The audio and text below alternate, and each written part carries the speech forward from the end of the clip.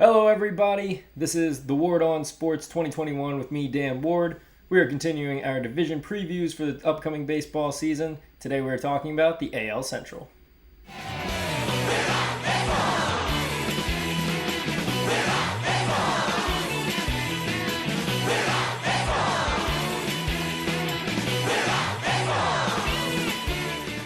There was a two-team race 2 years ago and a three-team race last year, and it looks like it's going to be a two-team race again here in 2021, similar to that of the AL East. When you look at the bottom of the division, the Tigers are pretty far down there, just 47 wins 2 years ago and 23 last year in the shortened season. It's going to be a year of prospects and developing talent for them this year. Casey Mize and Tarek Skubal are two top prospects to watch. Both of them are expected to be aces one day in this league. And then maybe their Rule 5 pick, Aki Badu, is able to turn around and make something big for himself. If you can hit on those Rule 5 picks, it really helps your team moving forward. It'll be interesting to see if Spencer Torkelson and Riley Green can get a full season or at least half a season of pro ball under their belts. You expect to see a lot of young guys throughout the season. They're going to be giving a lot of minor league guys their chance at the pros. That's going to be the theme of the year for the Detroit Tigers. They have a lot of young prospects. They have one of the best farm systems in baseball, but they're still building up to be a consistent competitor with all these young prospects. This will be a team that has a lot of fun and exciting plays at times, and at other times they're going to be unwatchable. I do have them being better than they were in 2019, but still a 100-plus loss team. They have A.J. Hinch as their manager, who is the manager for the Astros. After years of losing, they finally gathered all these big prospects, and it ended up leading to a World Series for them. Maybe the Tigers are working with the same formula here. Take out the trash cans, and we could have the Houston Astros 2.0 in Detroit here in a couple years. The remaining four teams are in two tiers for me. We have the Royals and the Indians in one tier, and the White Sox and the Twins in the other. The Indians have been one of the best teams in the Central since 2016, but I think this year they are trending downwards and going to have an off year. They traded away Francisco Lindor and Carlos Carrasco. A lot of people point to that, but they really should. They could have kept arguably a top 10 player and the best shortstop in the game right now.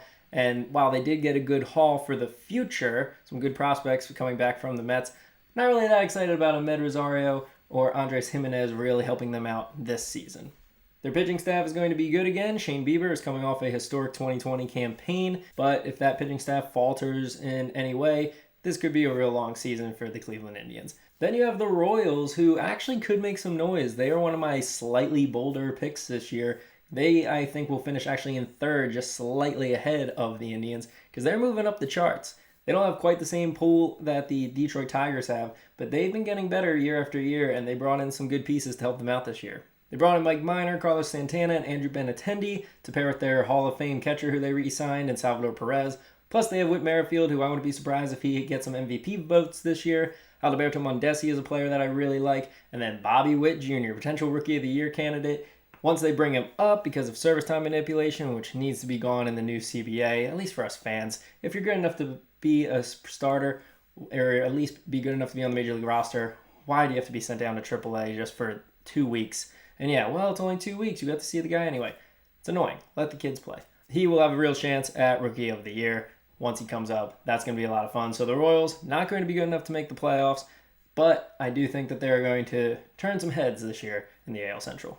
But really, this division comes down to two teams in the Minnesota Twins and the Chicago White Sox. The back-to-back champs going against the young studs of the Chicago White Sox, who now bring in a Hall of Fame manager. When you compare the two rosters, you really can flip a coin in a lot of positions as to say which side is better. Kenta Maeda, Lucas Giolito.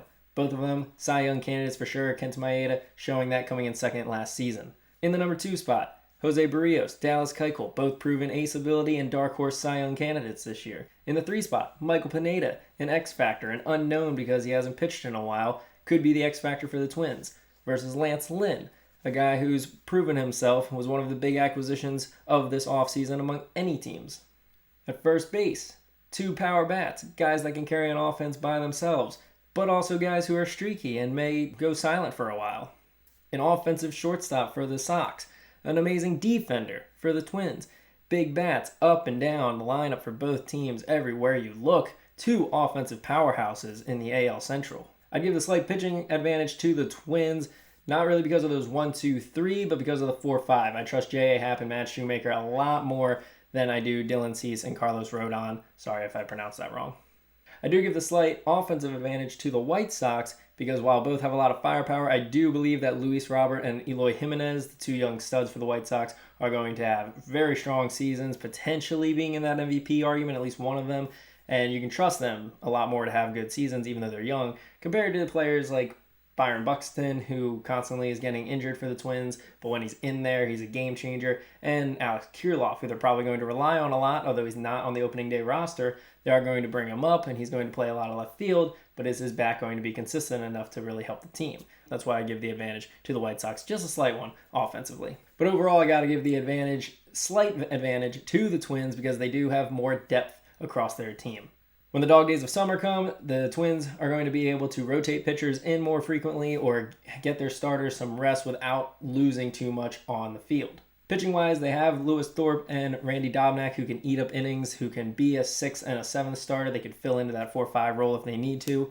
The Kyle Garlick signing, I think, was actually pretty sneaky. I think he can be a good bat for them off the bench. Luis Arias is coming back. He's a sensational player at the plate. Jorge Polanco is moving from shortstop to second base now that they have Andrelton Simmons, so he'll be able to focus even more on hitting and provide a lethal bat while not having to worry as much about his defense. Sorry, second baseman. Coming from a kid who played middle infield his whole life, second base is a lot easier than shortstop. So Jorge Polanco should be hitting even better. He's been crushing in spring training. They get Mitch Garver back, who they didn't really have last year, but was sensational in 2019. So they have 3 catchers really on the roster that all of them could be starters for a lot of other teams. And then, of course, Nelson Cruz is back and happy, ready to hit as many home runs as he is years old. The pitching is there, the offense is there, and the experience is there. The Twins are set up real nice this season to win the AL Central again. I have them just barely beating out the Chicago White Sox because I do think it's going to be very close all season long. But I think that depth is the biggest thing going for them in that just slight advantage. Now, I do see a path that the White Sox could win. Their young studs all are amazing. They stay healthy all season. Tony La Russa, some people are actually worried about that his old school style is not going to fit in with all these young guys and he's actually going to hurt the White Sox. But he's a Hall of Fame manager. He was won everywhere that he goes. He's won with the Athletics. He's won with the Cardinals. He's in the Hall of Fame for a reason. I saw him at the winter meetings one year, and he is incorporating himself in with the new age baseball, if you will, with the analytics. So it's not like he's a dinosaur. So I think that people are making too big of a deal out of that, thinking that he's going to hurt this White Sox team. He should only add to their strengths already, in which case the White Sox could steal it away from the Twins if things go right. Either way, this is going to be a really fun division to watch. I have the Twins winning it all, or winning the division, and the White Sox getting a wild card spot.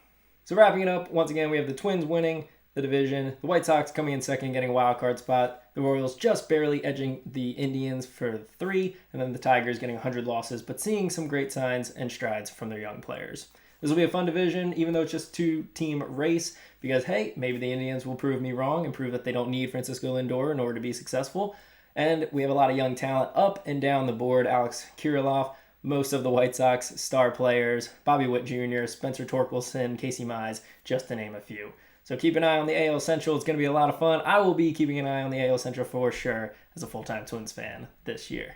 More division previews are on their way, so be sure to check out the channel and look out for those. Thank you always for watching, and I'll see you guys next time.